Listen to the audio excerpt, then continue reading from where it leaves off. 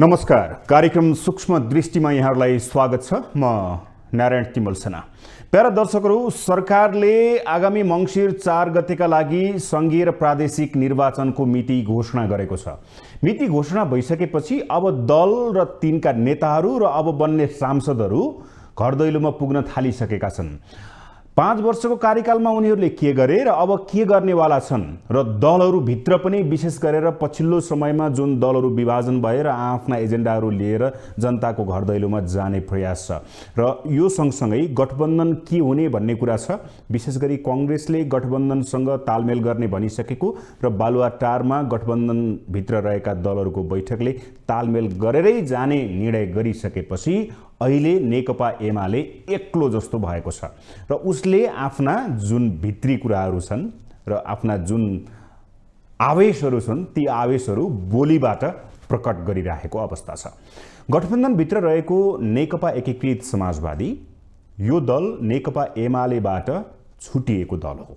स्थानीय तहको निर्वाचनमा उले गठबन्धन गर्दै गर्दा अब आसन्न निर्वाचनमा सिट बाँडफाँडमा गठबन्धनमा कस्तो हुन्छ त्यो अनुसारको तालमेल हुन्छ भनेर पनि भनेको अवस्था छ। समग्रतामा नेकपा एकीकृत समाजवादी अब कसरी अगाडि बढ्दैछ, कसरी चुनावी मैदानमा जाँदैछ, उसका एजेन्डाहरू के छन् र यसले के गर्दैछ, म आज यसै पेरिफेरीमा रहेर कुराकानी गर्नेछु। मसँग हुनुहुन्छ नेकपा एकीकृत समाजवादीका नेता, सांसद, पूर्व मन्त्री सोमप्रसाद पाण्डे। स्वागत छ सर। धन्यवाद। आरामै हुनुहुन्छ? ठिक छ। म पहिला पार्टीबाटै जान चाहेँ। भन्नुहोस्। नेकपा एकीकृत समाजवादी हजुर। पार्टी त ठिक छ नि? ठिक छ, एकदम ठिक छ। कुरा त बाहिर राम्रो आएको छैन। अब कस्तो कुन एङ्गलबाट आयो कुरा? किचलो बढ्यो, अध्यक्ष र सम्मानित नेता बीच चाहिँ खटपट भयो भनेर होइन, त्यस्तो होइन। त्यो त कतिपय मिडियाहरूले यसलाई उछाल्ने कुरा, अब खेती नै त्यही गर्नुभएको छ केही साथीहरूले। अब त्यो म त एउटा कुरासँग असहमत छु है। अब नेपालको कम्युनिस्ट आन्दोलनलाई कमजोर पार्नको निम्ति यस्ता हरकतहरू धेरै गरिएका छन् र जहिले पनि नभएका कुराहरूलाई गाँसगुस पारेर अनि एकदम ठुलो अतिरञ्जित बनाउने खालको चाहिँ काम पनि बेला बखतमा भएको विगतमा पनि यहाँले थाहा पाउनु भएकै छ। अहिले पनि त्यही खालको रवैया, त्यही खालको खेती अहिले केही साथीहरूले गर्नुभएको छ। त्यो खेती गर्ने साथीहरूको काम हो त्यो। साथीहरू भनेको पार्टीभित्रकै साथीहरू कि होइन? पार्टीभित्रको साथी होइन, मतलब जो चाहिँ मिडिया कर्मी साथीहरू। म के भन्छ, मिडियाको पनि मान्छे थिएँ पहिला कुनै बेलामा, अलिअलि म चाहिँ पत्रकारितासँग जोडिएको मान्छे, त्यही भएर त्यो भित्रका साथीहरू भने मैले। तर त्यो चाहिँ पार्टीभित्र त्यस्तो छैन। भनेपछि यो भ्रम फिजाइदैछ। भ्रम हो है। यसमा चाहिँ कहिले चाहिँ अब लौ के अरे सम्मानित नेता पार्टी एकताको निम्ति चाहिँ के गर्दै हुनुहुन्छ अरे, कहिले के गर्दै हुनुहुन्छ अरे। एउटा रियालिटी के हो भनेदेखि चाहिँ अहिले सम्मानित नेताप्रति नेकपा एमालेको तर्फबाट कुनै प्रस्ताव पनि छैन, कुनै छलफल भएको पनि छैन। एकाजना नेता पुग्नु भएको छ, त्यो पनि मैले थाहा पाएको छु। तर चाहिँ त्यो कुनै एउटा चाहिँ विषय बनिएको छैन। किनकि म पनि पार्टीभित्र चाहिँ हिजो पनि एकताको निम्ति लागेको मान्छे हो अन्तिमसम्म। त्यसपछिका दिनमा पनि के छ भनेर त्यसलाई चाहिँ आकलन गरेर अनि त्यसको चाहिँ खोजी गरिरहने मान्छे हो। त्यसकारण चाहिँ कुनै यसमा चाहिँ सत्यता छैन। माधव नेपाल र झलनाथ खनालको बिचमा कुनै खालको दूरी छैन, कुनै खालको चाहिँ असहज खालको वातावरण छैन, केही छैन। यो गलत कुरा हुन्। हरेक स्थानीय के अरे त्यहाँको चाहिँ सचिवालयको बैठकहरू, पार्टी कमिटीका बैठकहरू उहाँहरू चाहिँ स्मुथली एउटै एजेन्डाबाट काम गर्नुभयो। त्यसमा कुनै शङ्का नगर्दा हुन्छ। भनेपछि के हो त त्यसो भए? नेकपा यसका धेरै नेताहरूले एमालेसँग मिलेर जानुपर्छ अब निर्वाचनमा भन्ने कुराहरू आएको छ, त्यसले गर्दाखेरि खटपट भयो पार्टीभित्र भन्ने कुरा के हो यो त? अब तपाईँहरू अब बाहिर कसरी आछ थाहा छैन।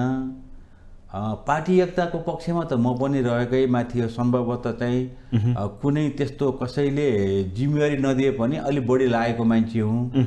तर पार्टी विभाजनपछि यो खालको प्रस्ताव, यो खालको छलफल र पार्टी एक हुनुपर्छ भनेर बालकोटले त कुनै खालको सङ्केत दिएको मैले पाएको छैन। यताबाट बरु केही प्रयत्नहरू हुँदाखेरि त्यसमा चाहिँ कुनै खालको चासो नलिएको बरु मैले पाएको छु बालकोटले। त्यसकारण चाहिँ नेकपा एमालेका साथीहरू, नेकपा एकीकृत समाजवादीका साथीहरू मुलुकको कम्युनिस्ट आन्दोलन जोगाउनुपर्छ भनेर जोगाउनको निम्ति चिन्तित हुने साथीहरू र दलीय व्यवस्थामा दल बलियो हुनुपर्छ। नेकपा एमाले बलियो भयो भनेदेखि दलीय व्यवस्थामा दलको एउटा चाहिँ भूमिका विशेष रहन्छ भन्ने साथीहरू उहाँहरू चिन्तित हुनुहुन्छ, एउटा कुरा हो। तर चाहिँ अहिलेसम्म त्यस्तो खालको वातावरण बनेको छैन, मैले पाएको छैन। पछिल्लो समय रामकुमारी झाँक्री र अध्यक्ष बीचको टसल के हो? टसल केही होइन। उहाँहरूको के हो भनेदेखि रामकुमारजीको स्वभाव सबैलाई थाहा छ। उहाँ अहिले पनि विद्यार्थीको एउटा शैली स्वभावबाट मुक्त हुन सक्नु भएको छैन है, उहाँको एउटा त्यो कुरो छ। उहाँले चाँडै बिर्सनु रहेछ है। मलाई यो धरातलमा यो ठाउँमा म कसरी आइपुगेँ भन्ने विषयमा पनि हरेक मान्छेहरूले सोच्नुपर्छ, चाहे राजनीतिमा लागेका चाहे अन्य क्षेत्रमा लागेका सोच्नुपर्छ। र उहाँले चाहिँ जबरजस्ती नै मन्त्री बनाउने कुरोमा चाहिँ रामकुमारलाई प्रस्ताव राख्नु भएकै हो। अरू साथीहरू पनि त्यहाँ हुनुहुन्थ्यो। र एउटा फेरि रामकुमारी झाँक्री भनेको एउटा सम्भावना, एउटा भविष्य भएको मान्छे हो। किनखेरि महिला हो, त्यसमा जनजाति हो, एउटा चाहिँ राजनीतिक रूपमा चाहिँ लामो समयको यात्राबाट चाहिँ पार गरेर आएको मान्छे हो। अब यसमा हामी चाहिँ अब म त रामकुमार झाँक्रीलाई प्रधानमन्त्रीसम्मको पनि आश गरेको मान्छे हुँ। त्यस कारण चाहिँ मैले त धेरै कुरा राख्दिनँ। टसल होइन, उहाँले के अभिव्यक्ति दिँदाखेरि अलि बढी आफूलाई चाहिँ अलि अतिरञ्जित गराएर दिनुभएको छ। त्यो चाहिँ बेठिक हो उहाँको तरिका। तर अरू खालको चाहिँ पार्टीभित्र उहाँ पार्टीमा आएर मिटिङमा नबसेको, अरू छलफलमा भाग नलिएको, अनि अब पार्टीलाई चाहिँ म अब यसलाई चाहिँ अब स्वीकार दिन भनेको चाहिँ होइन। यो चाहिँ केही चाहिँ उहाँका अभिव्यक्तिले शङ्का गर्ने ठाउँ चाहिँ रह्यो, तर चाहिँ त्यस्तो छैन। पार्टी एक ढिक्का छ, एक ढिक्का छ। नेकपा एकीकृत समाजवादी एक ढिक्का छ। यसमा चाहिँ कुनै सन्देह, कसैले कुनै खालको शङ्का गर्ने ठाउँ छैन। ओके, अब त्यसो भए तपाईँहरू त आसन्न निर्वाचनमा गठबन्धन गरेर जाने भन्नुभएको छ। बालुवाटारमा बैठक बस्यो तपाईँका शीर्षस्थ तहका नेताहरू। अब पार्टी गठबन्धन नै गरेर जाने कि एमालेसँग मिल्ने कि माओवादीसँग मिल्ने कि फेरि माओवादी समाजवादी जसपा सबै मिलेर फेरि एउटा ग्रुप बनाउने कि एउटा त्यो विभिन्न सिनारीहरू देखिएको छ नि, अहिले हल्ला आएको छ नि, यसभित्र कुनै सत्यता छ? एकदम प्रश्न पारिदिन्छु सम्पूर्ण दर्शक श्रोताहरू, दर्शक महानुभावहरूलाई, साथीहरूलाई मेरो के अनुरोध छ चाहिँ, नारायणजी तपाईँलाई पनि मेरो के अनुरोध छ र मेरो चाहिँ अब के जानकारी गराउन चाहन्छु भने, जे सुकै आएको भए पनि यो घडीसम्मको आजका मितिसम्म अब गठबन्धन टुट्ने खालको, गठबन्धन कुनै आँच आउने खालको कुनै खालको चाहिँ अवस्था छैन। त्यसको सँगसँगै मङ्सिर 4 गते सम्पन्न हुने निर्वाचनसम्म यो गठबन्धन टुट्दैन। यही गठबन्धनबाट सिटको बाँडफाँड हुन्छ।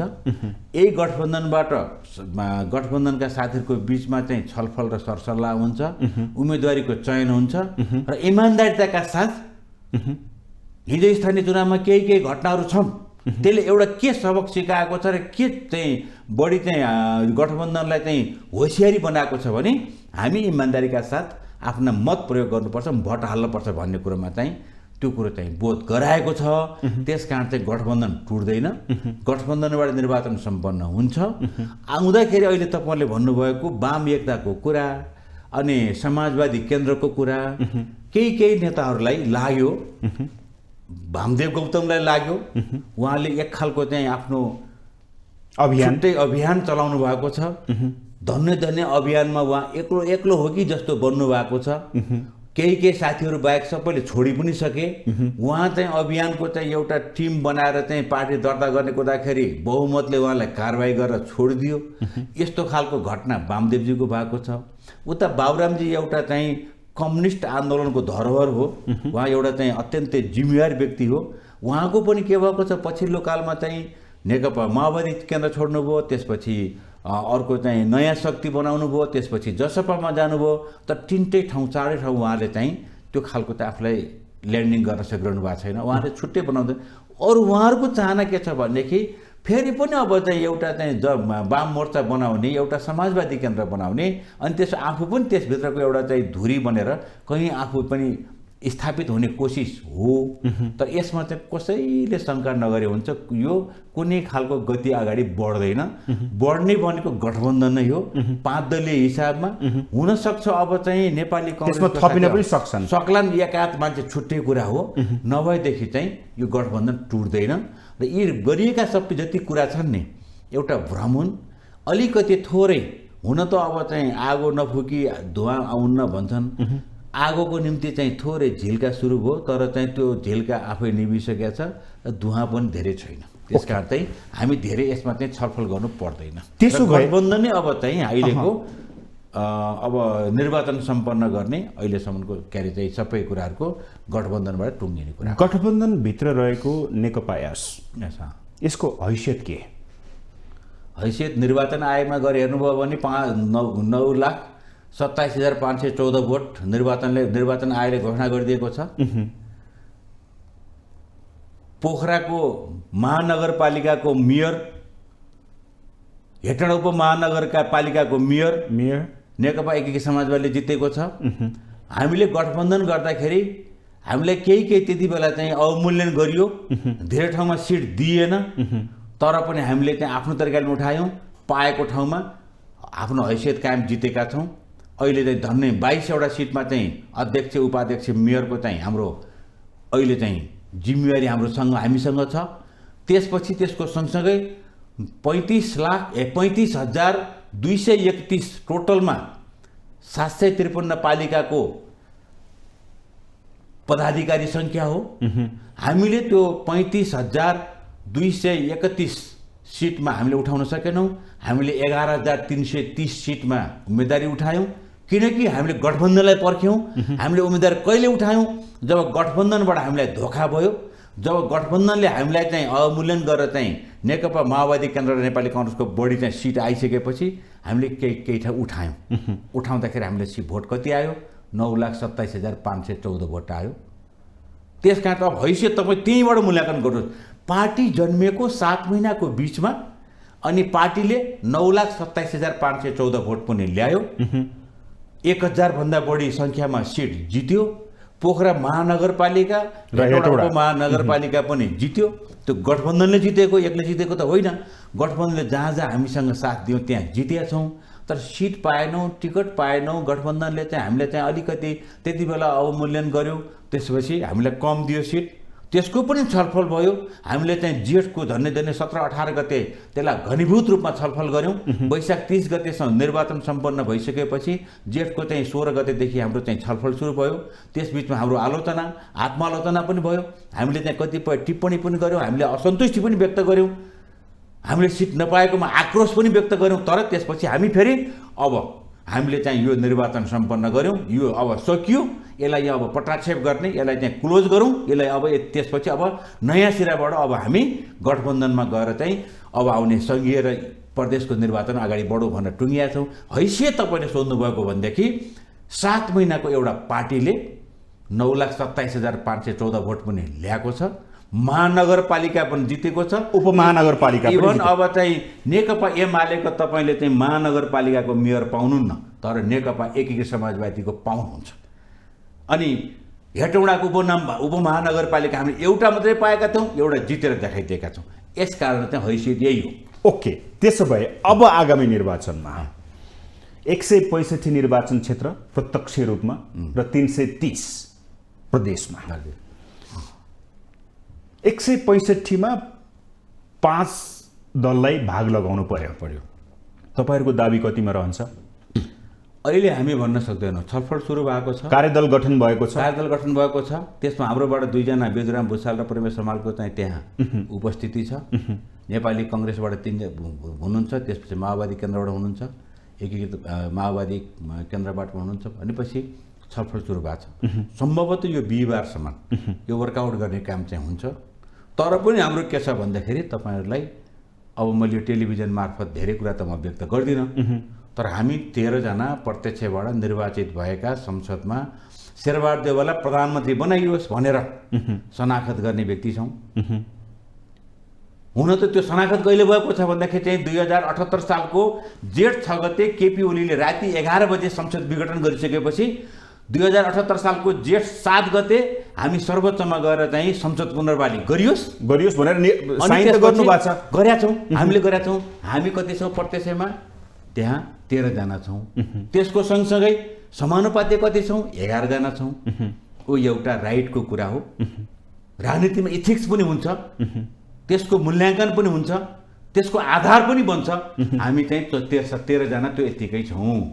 त्यस अलावा त्यसमा अझै म थपिदिन्छु नारायणजी, कतिपय निर्वाचन क्षेत्रमा उम्मेदवारको हामीले मूल्याङ्कन गर्दा म कसैलाई अवमूल्यन गर्दिनँ, तर त्यहाँ तुलनात्मक हिसाबमा गठबन्धनलाई विजय गराउनको निम्ति अलि बलियो उम्मेदवार, चुनावमा बलियो उम्मेदवार भनिन्छ है, अलि बलियो उम्मेदवार कुन छ भन्दाखेरि चाहिँ नेकपा एकीकृत समाजवादीको 165 निर्वाचन क्षेत्रभित्र हेर्नुभयो भनेदेखि, अब मैले अवमूल्यन गरेर भनेको होइन, धन्नै 23वटा चाहिँ ठाउँमा हाम्रा चाहिँ योग्य तुलनात्मक हिसाबमा अरूभन्दा बढी मत ल्याउन सक्ने भन्ने मूल्याङ्कन भएका चाहिँ व्यक्ति हुनुहुन्छ। भनेपछि कति त्यसै नेकपा एसको त्यो जुन इमेजिन छ त्यसको सँगसँगै सुन्नु, त्यसको सँगसँगै प्रदेशको हिसाबले, जिल्लाको हिसाबले, प्रतिनिधित्व हुनुपर्ने हिसाबले एउटा कुरा मान्नुहोस्, फेरि नेकपा एकीकृत समाजवादी नै हो जसले चाहिँ उनीहरूलाई नेपाली कङ्ग्रेसको भोट पनि थप्न सक्ने र चाहिँ नेकपा माओवादी केन्द्रको भोट पनि थप्न सक्ने। उहाँहरूको आफ्नो छँदैछ, तर थप्न सक्ने त यही पार्टी हो त। म धेरै उल्लेख गर्दिनँ। एमालेलाई हराउन सक्ने हैसियत, अब त्यो नभनौँ, गठबन्धन जित्न सक्ने हैसियत, गठबन्धनलाई जिताउन सक्ने हैसियत चाहिँ नेकपा एकीकृत समाजवादी। त्यसो भए कति त कतिपय कुराहरू चाहिँ मनमा हाम्रो चाहिँ केही होला, तर हामी गठबन्धनलाई जिताउन सक्ने क्षमताको त्यो ठाउँमा छौँ।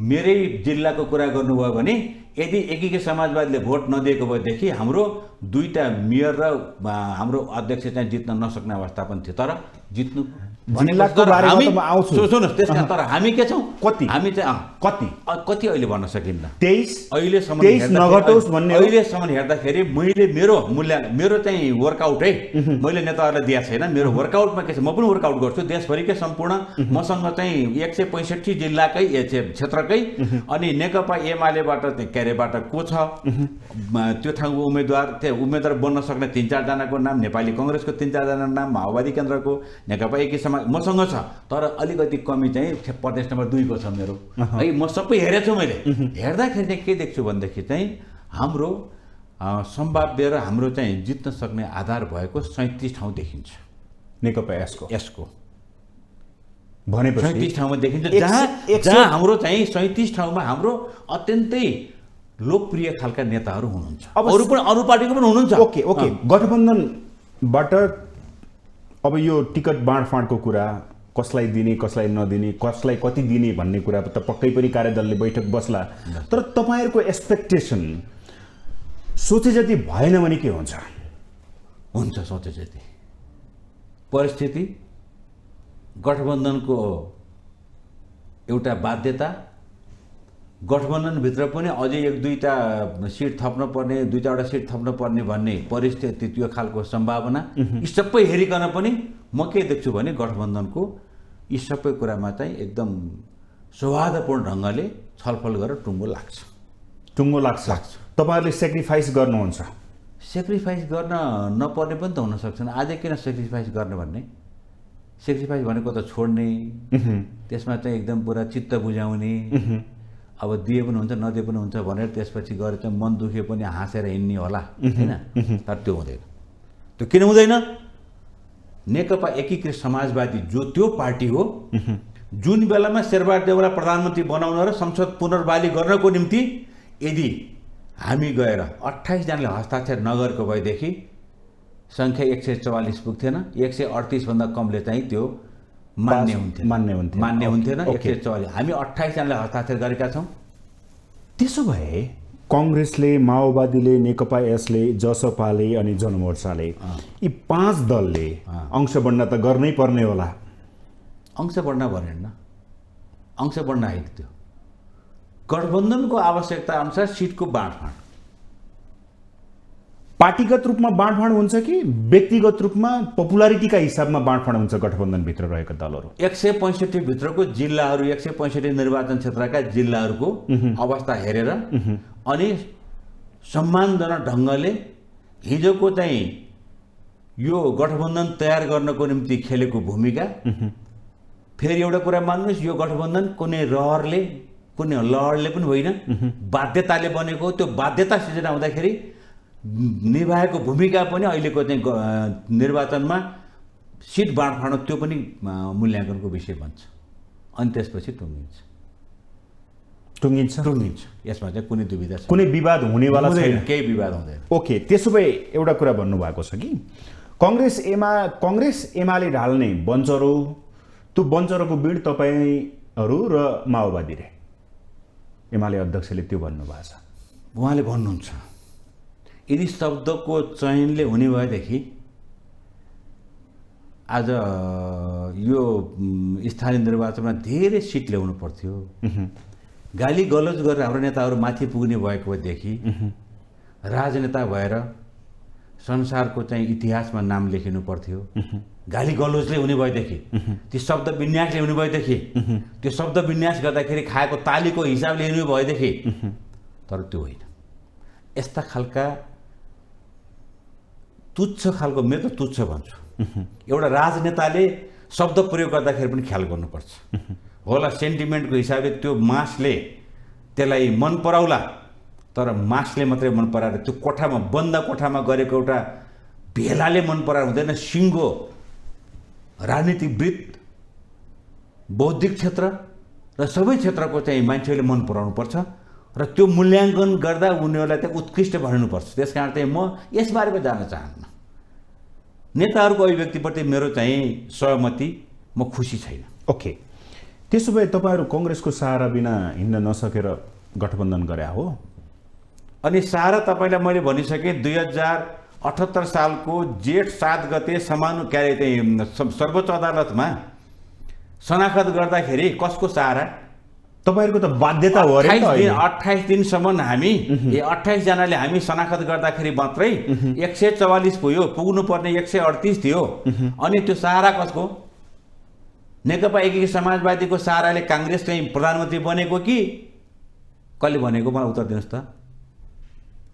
त्यो सहारा हामी, नेपाली काङ्ग्रेसको, नेकपा माओवादीको सहारा हामीले जब 28 जनाले शनाखत गऱ्यौँ अनि त्यो बहुमत पुग्यो, सर्वोच्चले पनि त्यसलाई स्वीकार्यो, संसद पनि पुनर्बहाली गर्यो, शेरबहादुर देउवालाई पनि प्रधानमन्त्री बनायो। अनि सहाराको हामी। अनि एउटा मात्रै कुरा मूल्याङ्कन गरेर, एउटा मात्रै विषयमा चाहिँ छलफल गरेर, एउटा मात्रै एङ्गलबाट हेरेर त हुँदैन नि त पोलिटिक्समा। प्रदेश र सङ्घीय निर्वाचनमा कङ्ग्रेस बिना तपाईँहरू जान सक्नुहुन्न, माओवादी केन्द्र र नेकपा एस। गठबन्धन रहेसम्म कोही पनि जान सक्दैन। गठबन्धन टुट्दाका बखत ल्यायौँ त हामीले एक्लै 11,330 ठाउँमा उठाएर, जब हामीले चाहिँ स्थानीय तहमा कतिपय ठाउँमा आफ्नो आफ्नो ढङ्गले उठाउँ भनेर चाहिँ गठबन्धनले निर्णय गऱ्यौँ। अनि त्यसपछि हामीले उम्मेदवारी दियौँ, ल्यायौँ त 9,27,000 भोट। एक ल्याउनु सक्नु रहेछ त, एक्लै जान सक्नु रहेछ, जान नसक्नु रहन्छ। नेकपा एकीकृत समाजवादी एक्लै गएन। त्यसो भए अहिलेको तयारी भनेको एक्लै जाने हो कि गठबन्धन? गठबन्धनबाट हो। अहिले चाहिँ स्थानीय तहको जस्तो हुँदैन, यो चाहिँ केन्द्रीय गठबन्धनबाट हामी चाहिँ सङ्घ र प्रदेशको चाहिँ उम्मेदवार चयन गर्छौँ। ओके, अब यसलाई अलिकति थाँती राखेर उम्मेदवारतर्फ आउन चाहे। सिट त पक्कै पनि मिल्छ भन्नुभयो तपाईँले, सहमतिमा मिल्छ भन्नुभएको छ। म व्यक्तिगत तपाईँकोमा आउन चाहेँ सर। अलिकता मसँग टाइम छैन।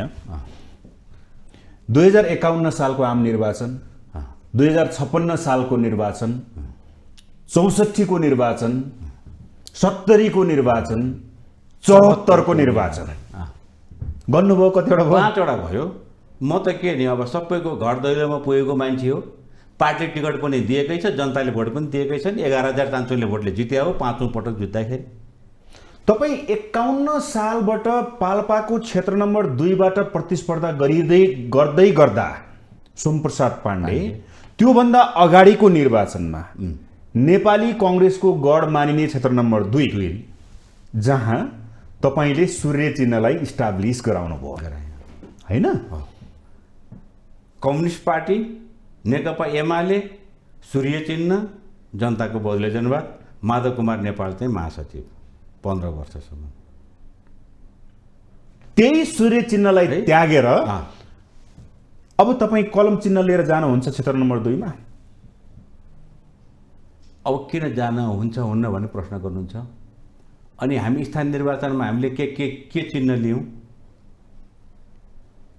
2077 साल पुस 5 गते जब संसद विघटन हुन्छ अनि तपाईँ देखाउनुहोस् कहाँ छ कि प्रधानमन्त्रीलाई संसद विघटन गर्ने अधिकार? तपाईँ देखाउनुहोस् कहाँ छ 2078 साल जेठ 6 गते संसद विघटन भयो, त्यो विघटन गर्ने अधिकार कहाँ छ? यो बाध्यता, यो जुन खालको चाहिँ अवस्था, जुन खालको एउटा परिस्थिति निर्माण भयो नि त्यसको उपज मैले यस मानेमा भन्नु। म सुन्नुहोस्, म हो अन्तिमसम्म कम्युनिस्ट आन्दोलन जोगाउनको निम्ति अहिले पनि म चिन्तित छु कम्युनिस्ट आन्दोलन जोगिन्न कि भन्ने कुरोमा चाहिँ। जिम्मेवार नेताले त्यसमा चाहिँ आफूलाई ध्यान दिनुभएको छैन। अरूलाई गाली गरेको भरमा, अरूलाई दोष लागेको भरमा यथार्थमा अन्तिम त मूल्याङ्कन हुन्छ त।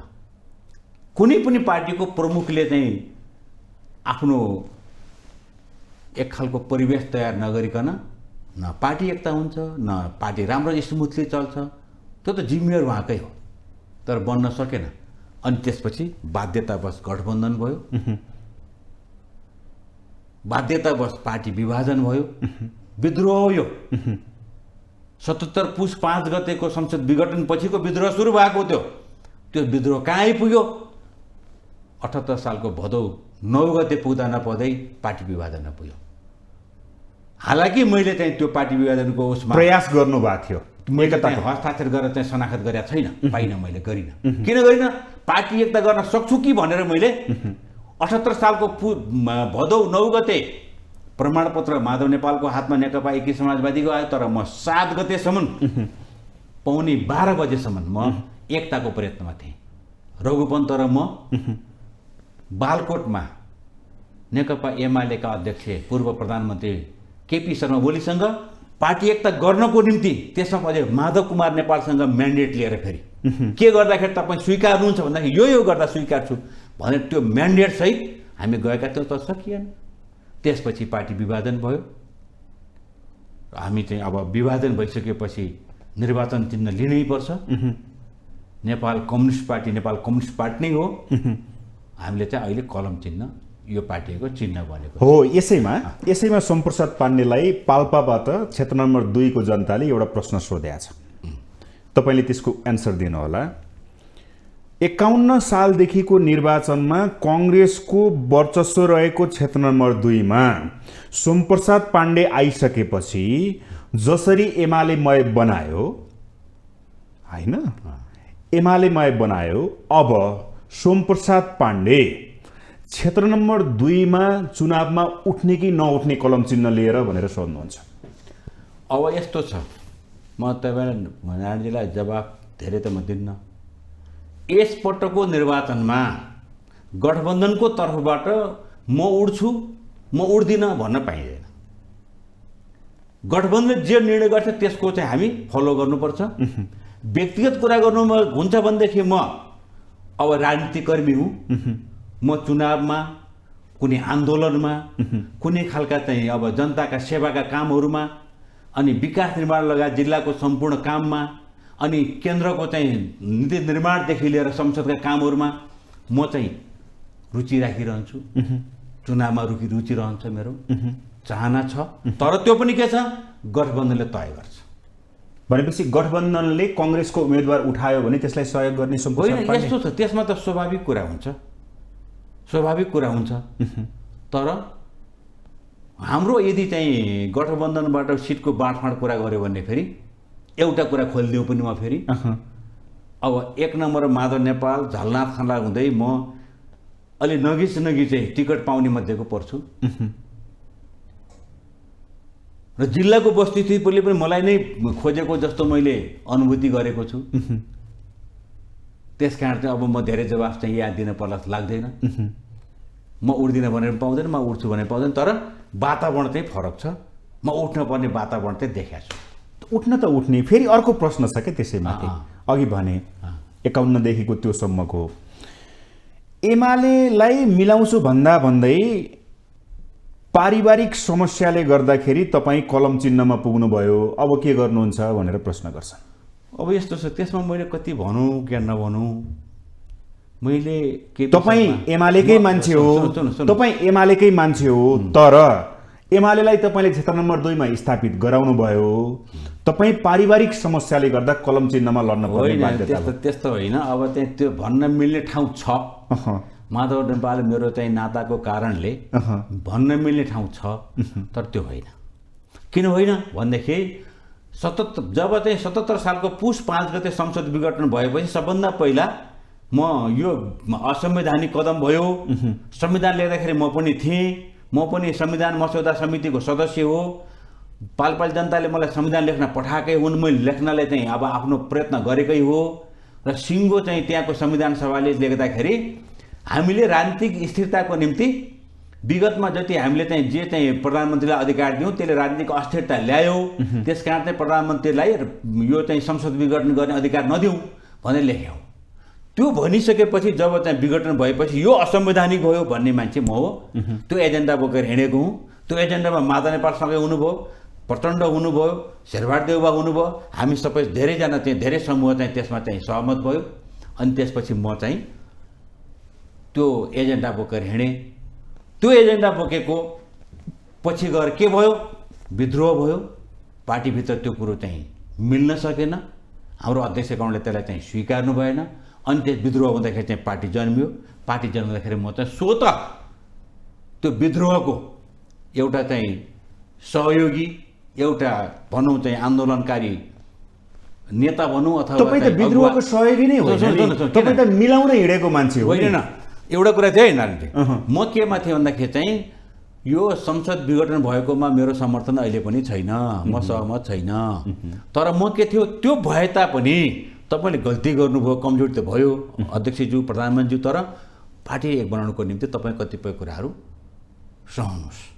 म त्यो मान्छे हो, तपाईँले थोरै कम्प्रोमाइज गरिदिनुहोस्, तपाईँ थोरै हार्न तयार हुनुहोस्, यो देशले जित्छ, नेपालको कम्युनिस्ट आन्दोलन जित्छ भनेर म केपी ओलीलाई भन्ने मान्छे मै हो। त्यति बेला मसँग एकजना सँगै साथी जानुभएको थियो, उहाँ चाहिँ डराएर जुरुक्क उठ्नुभयो, हार्न भन्यो केपी ओलीलाई भनेर भन्ने साथी, उहाँ चाहिँ डराएर तलाएर के हुनु, तपाईँले भनिसकेपछि त म त डराएको थिएँ, यो बालो डाक्दो कुरा हो।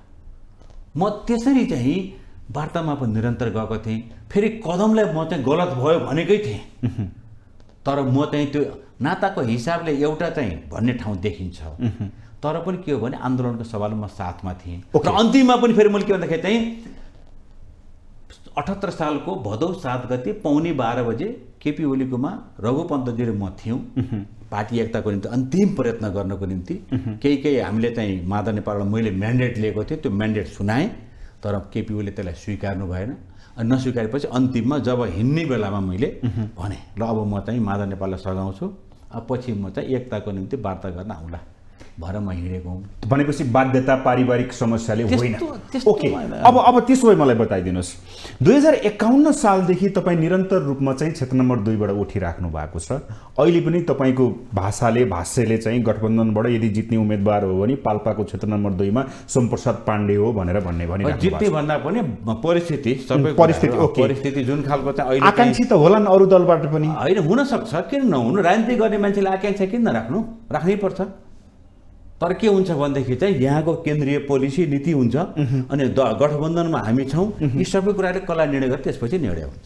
मैले भनिसकेँ नि त, मैले अरू आए पनि मैले स्वीकार्नुपर्छ, म भए पनि अरूले गठबन्धनलाई स्वीकार्नुपर्छ। मानव कि सोमप्रसाद पाण्डे भएन, होइन मानु अथवा चाहिँ त्यही त भने नि छलफल त्यो चाहिँ गठबन्धनले गर्ने निर्णय कुरा हो। तपाईँ हामी यहाँ डायलग गरेर यो चाहिँ टिभी टकमा चाहिँ यो चाहिँ निष्कर्ष पुग्न सकिँदैन। यो सबै के हुन्छ, गठबन्धनको अहिलेको हाम्रो चाहिँ कार्यदल बनिएको छ, नेताहरूको बिचमा छलफल भइरहन्छ, 5 दलको गठबन्धनको मिटिङ हुन्छ, अनि त्यसपछि टुङ्गो लाग्छ। सिट जित्ने भन्दा पनि 51 देखि सोमप्रसाद पाण्डे 74 सम्म आउँदाखेरि क्षेत्र नम्बर 2 का जनताले के पाए भन्ने प्रश्न छ कि एउटा। मैले त के पाएन भन्नुहोस्, पाल्पाली जनताले माग गरेको विषयमा म फेरि भन्दिनँ, अमेरिकाको न्युयोर्क बराबरको सहर खै कहाँ छ, वासिङटन डिसी बनेको 500 वर्ष पहिला खै तैँले चाहिँ 30-28 वर्ष बनाएको भनेर कहाँ छ। भारतको दिल्ली, बाराबङ्कीदेखि लिएर चाहिँ नोइडासम्मको त्यो होइन। तर पाल्पा जिल्लामा देशभरिको तुलना गर्नुहोस्, देशभरि गएको बजेट हेर्नुहोस्, प्रधानमन्त्री कुनै जिल्लाको प्रधानमन्त्री बनेको जिल्लामा भएको विकास र पाल्पा हेर्नुभयो भने धेरै फरक पाउनुहुन्न तपाईँले। र म एउटा के पनि घोषणा गरेको र चाहिँ म पुर्याइदिएको छु भनेदेखि पाल्पाली जनतासँग मैले एउटा कमिटमेन्ट गरेको थिएँ, कुनै पनि योजनाको निम्ति मैले बजेटको अभाव हुन दिन्न भनेर भनेको थिएँ। पेन्सनको खानेपानीको कुरा गर्नुभयो भने जुन बेलामा डिपिआर तयार भएको थिएन त्यति बेला मैले के भने भन्दाखेरि चाहिँ कालीगण्डीको पानी लिफ्टिङ गर्ने कुरोमा ल एकजना हरिप्रसाद भन्ने चाहिँ त्यहाँको हाकिम हुन्थ्यो, ल हरि सर तपाईँले चाहिँ योजना अगाडि बढाउनुहोस् भने। त्यति बेला म मन्त्री थिएँ, उद्योग मन्त्री थिएँ। रेड क्रस भवनमा उहाँले कार्यक्रम राख्नु भएको थियो, डिपिआर तयार हुनै थियो। अनि त्यसपछि त्यहाँ सोध्नुभयो तपाईँ यो जिल्लाको मन्त्री, त्यति बेला त्यो क्षेत्र थिएन, यो जिल्लाको मन्त्री, यो क्षेत्र नभए पनि तपाईँले के गर्नुहुन्छ खानेपानी राखेर चाहिँ खानेपानीको निम्ति बजेटको अभाव यो सोमप्रसाद पाण्डेले हुन दिन्न, यही भनेको थिएँ। सकेसम्म म नेपाल सरकारको पैसा ल्याउँछु, त्यो नसके मैले दात्री संस्था गुहार्छु, त्यो पनि नभए चन्दा उठाएर भए पनि यहाँको खानेपानी म पुरा गर्छु भन्ने मान्छे मै हुँ। यस्ता घटनाहरू, यस्ता खालका योजनाहरू त धेरै छन्। पाल्पामा 3टा प्रधानमन्त्रीको, एउटा झलनाथ खनाल उहाँ नै प्रधानमन्त्री हुन्थ्यो, अर्को लोकेन्द्र वर्धन, अर्को रौतहटमा माधव कुमार नेपालको जिल्लामा पोलिटेक्निक इन्स्टिट्युट स्थापना गर्ने भनेर चाहिँ योजना दिँदाखेरि अर्को थप पाल्पा गएको छ। पाल्पाको पोलिटेक्निक इन्स्टिट्युट त्यति बेला चाहिँ 3टा प्रधानमन्त्रीको थियो जिल्ला, चौथोमा पाल्पा परेको थियो। र बजेट किताबमा के लेखिएको थियो, अन्यत्र चाहिँ जिल्ला तोकिया थियो, तर बजेट किताबमा के लेखिएको थियो भने पाल्पाको दमकडामा पोलिटेक्निक इन्स्टिट्युट स्थापना गर्ने ठाउँ समेत तोकेर मैले लगाएको थिएँ। त्यो ठाउँ भनेको मेरो क्षेत्र हो, अझै तपाईँ कुरा गरेँ मेरो गाउँको नजिक। ओके, त्यो ठाउँमा थियो भने यस्ता कुरा गऱ्यो भने आज सुरुङ मार्गको कुरा गर्नुभयो भने म त्यही मान्छे हो। आज त्यहाँ आउँछ विष्णु पौडेल अर्थमन्त्री हुनुहुन्थ्यो, बजेट उहाँले दिनुभयो, धेरै साथीहरूले विष्णु पौडेलको नाम लेख्छन् किन उहाँले नै दिएको बजेट हो। हुन त बजेट त आएन, उहाँको बेलामा युवराज खोटियाडाको बेलामा आयो। त्यो सुरुङ मार्गको निम्ति मैले स्विस सरकारलाई गुहारिन कि यहाँको चाहिँ सडक विभाग गुहारिन कि यी सबै ठाउँमा धाएर स्विस कन्सल्टेन्टबाट सरकारले पैसा दिएन, म सांसद विकास कोषबाट 50 लाख रुपियाँ मैले विनियोजन गर्छु र यो चाहिँ कन्सल्टेन्टलाई चाहिँ मैले हायर गरेर यो ठाउँमा डिपिआर तयार गर्छु भन्ने मान्छे मै हो। पछि दियो सरकारले, सडक विभागले दियो। त्यसरी चाहिँ मैले सुरुङ मार्गको चाहिँ अब अरू विकल्प नभएपछि सुरुङ मार्ग बाहेक विकल्प छैन भनेपछि सिद्ध बाबा टनेल बनाउनको निम्ति मैले सुरुवात गरेँ। अहिले युवराज खतिवडा 2077 सालको मक्सिर 10 गते 10 अरब 15 करोड रुपियाँ चाहिँ स्रोत सुनिश्चित भएर बसिसकेको छ र त्यसको ठेक्का लागिसकेको छ, ठेक्का भइसकेको छ। यी कामहरूदेखि लिएर तपाईँका सानातिना कुरा त छोडिदिउँ, विद्युतीकरणको कुरा गर्नुहुन्छ भनेदेखि 7th पावर प्रोजेक्ट म त्यो जिल्लामा प्रवेश गर्दाखेरि त्यहाँ चाहिँ थिएन। त्यो पुरै खुसी चाहिँ के लाग्छ भने गाडीमा चढेर रातिमा हिँड्दाखेरि त्यो मैले यहाँ चाहिँ विद्युत प्राधिकरणमा गरेको प्रयत्न र त्यहाँ बलेको बत्तीले मलाई आनन्द एक खालको चाहिँ सन्तुष्टि दिन्छ। देखौँ नदेखौँ यस्ता तपाईँ कुरा गर्नुभयो भने पाल्पा जिल्लाको सवालमा त्यहाँ सकिने र हुने अरू जिल्लाले पाएको प्रधानमन्त्री कुनै देश जिल्लाको प्रधानमन्त्री हुनुहुन्छ त्यो प्रधानमन्त्रीले पाएको बजेट पाल्पा नभएको चाहिँ छैन। तर म के छु, म आफू पनि 28 वर्ष सांसद भएँ, खुसी एकदम सन्तुष्ट छैन किनखेरि मैले धेरै विकास लैजान पाए हुन्थ्यो भन्ने छ। तर के छ, धुकुटी त्यही हो, देशको अवस्था यही हो, सिस्टम बस्न सकेका छैन, बनाएर देश बन्ने गरी चाहिँ हाम्रो योजना बनेन, दुखी चाहिँ छु म त। हेर्नुहोस् अहिले मुलुक समृद्धि बनाउनको निम्ति, समृद्ध मुलुक बनाउनको निम्ति हामी लाग्नुपर्छ। हामीले गऱ्यौँ, हामीले राजनीतिक अधिकारको निम्ति क्रान्ति गऱ्यौँ, क्रान्ति सफल भएको छ। अब नेपाली जनताले राजनीतिक अधिकार प्राप्त गर्न कुनै लडाइँ लड्नुपर्ने, कुनै क्रान्ति गर्नुपर्ने आवश्यकता छैन। तर अब यो देशलाई हामीले यो देशमा क्रान्ति गर्ने भनेको आर्थिक क्रान्ति हो। ओके, अब यो देशमा चाहिँ अब हामीले चाहिँ लड्ने लडाइँ भनेको समृद्धिको लडाइँ हो। ओके, समृद्धिको लडाइँ। क्षेत्र नम्बर 2 कै कुरा गर्छु। अरूभन्दा तपाईँ उपयुक्त, यत्रो 28 वर्ष तपाईँ सांसद भइसक्नुभयो, अझै पनि मेरो इच्छा हुन्छ राजनीति गर्ने मान्छेको भन्नुभएको छ, तपाईँलाई नै किन? होइन, मलाई चाहिँ मैले भनिसकेको छैन, यो फेरि मैले चाहिँ दोहोऱ्याउनु पर्ने भयो। अहिलेको गठबन्धनको परिस्थिति हो। एउटा कुरा याद गर्नुहोस् नारायणजी, म दावाका साथ भन्छु, कतिपय गोप्य छ, कतिपय खुला छ। म 51 सालदेखि चुनाव लड्दा 5 पटकको टिकट म तपाईँलाई प्रमाण चाहिन्छ भने म भिडाइदिन्छु। एउटा टिकट पनि मैले केन्द्रको चाहिँ प्रेसरमा, केन्द्रको चाहिँ मात्रै नेताहरूको कारणले पाएको छैन। तल कमिटीबाट निर्णय नगराइकन मैले टिकट लिएको छैन। म त्यो मान्छे हो।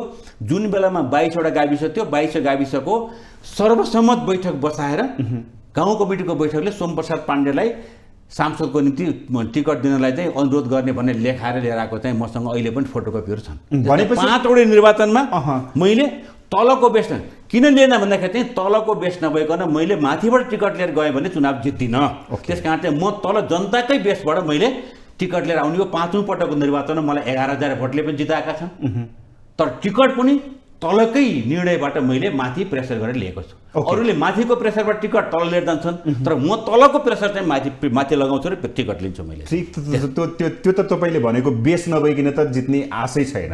अब भनेपछि यो गठबन्धन हुँदै गर्दाखेरि क्षेत्र नम्बर 2मा कस्तो हुन्छ? गठबन्धनले बाजी मार्ने सम्भावना छ कि एमाले बलियो हुनेवाला छ कि? निर्वाचनको विषयमा चाहिँ अहिले केही कुरा नखोलौँ होइन। निर्वाचन हो, अनेक खालका चाहिँ परिस्थितिहरू आउँछन्। अब म एउटा कुरामा के छु भने पाल्पाले जनताले मलाई चिनेका छन्। एकाधजनाको प्रतिस्पर्धीहरूको एकदमै न्यून सङ्ख्यामा केही अवरोध अथवा कुनै खालको चाहिँ टिप्पणी होला, आलोचना होला, तर धेरै आलोचना गरेको मैले पाउँदिनँ।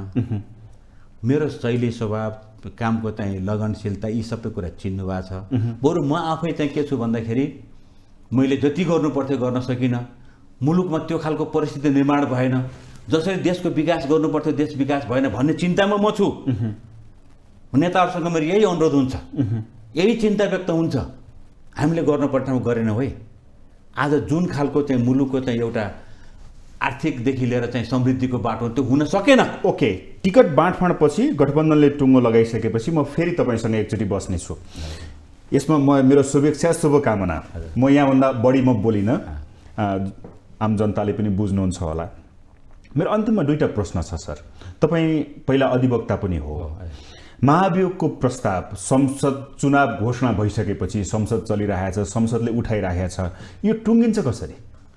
अब यो हेर्नुहोस् है, यो संसदको बिजनेस हो। एकदम छोटोमा बताए। यसमा चाहिँ के हो भने चाहिँ त्यो हस्ताक्षर गरेर महाभियोग लगाएको पनि संसदले हो, त्यो सरकारले होइन, मन्त्रीमण्डलले होइन। अनि छलफल गर्ने पनि संसद हो, टुङ्गो लगाउने पनि संसद हो।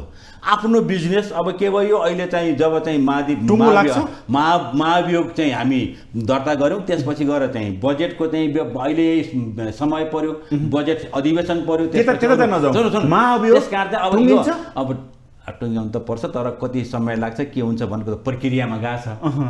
संसद छलफल गर्दा पठाइसक्यो। अब त समितिमा गयो, मिनी पार्लियामेन्टमा गयो। असोजपछि संसद सकिसकेपछि यो निष्क्रिय हुन्छ कि फेरि रिभाइभ हुन्छ? यो अब एउटा कानुनी व्यवस्था अनुसार म कानुनको विद्यार्थी भएर भन्नुपर्छ, सम्बन्धित व्यक्तिको पदावधि सकिएको खण्डमा यो निष्क्रिय हुन्छ। यहाँभन्दा बढी म सोधिनँ। अब अन्तिम अर्को प्रश्न, नागरिकताको विषय। तपाईहरू पास गर्नुभयो 2 सदनबाट, राष्ट्रपतिले प्रमाणीकरण गर्नुभएको छैन। राष्ट्रपतिले फिर्ता गर्ने भन्ने हल्ला पनि आएको छ। फिर्ता हुने सम्भावना हुन्छ? त्यसबारेमा त अब हामी यो कुरो यहाँ बोल्न सक्दैनौँ, किनकि चाहिँ त्यो राष्ट्रपतिमा विगतमा पनि यस्ता घटनाहरू भएका छन् है। विगतमा पनि भएको छ घटनाहरू, तपाईँलाई सम्झना छ। त्यस कारण चाहिँ फेरि हामी चाहिँ त्यसलाई रिभाइभ पनि गरेका छौँ है, त्यसलाई फेरि चाहिँ संशोधन पनि गरेका छौँ। यी सबै कुरा छ। त्यस विषयमा चाहिँ अब राष्ट्रपतिमा गएको कुराहरूलाई मैले धेरै यहाँ व्यक्त गर्न सक्दिनँ।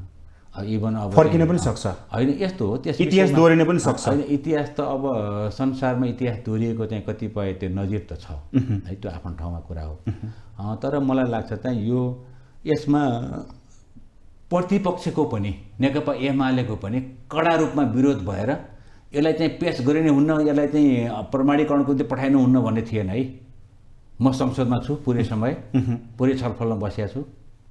त्यस कारण चाहिँ यो संसदको यो के हो भन्दाखेरि चाहिँ मौनम स्वीकृति लक्षणम भन्छ नि है, प्रतिपक्षको पनि मौनम स्वीकृति लक्षणम हो। अब यो कसरी बुझ्नुहोस् त्यसरी बुझौँ। धेरै धेरै धन्यवाद सर। उहाँ हुनुहुन्थ्यो नेकपा एकीकृत समाजवादीका सांसद, नेकपा एकीकृत समाजवादीका नेता, पूर्व मन्त्री सोमप्रसाद पाण्डे। हवस् त, आजको लागि कार्यक्रम सूक्ष्म दृष्टि यति नै। सम्पूर्ण टिमसहित मलाई पनि आज्ञा दिनुहोस्। नमस्ते।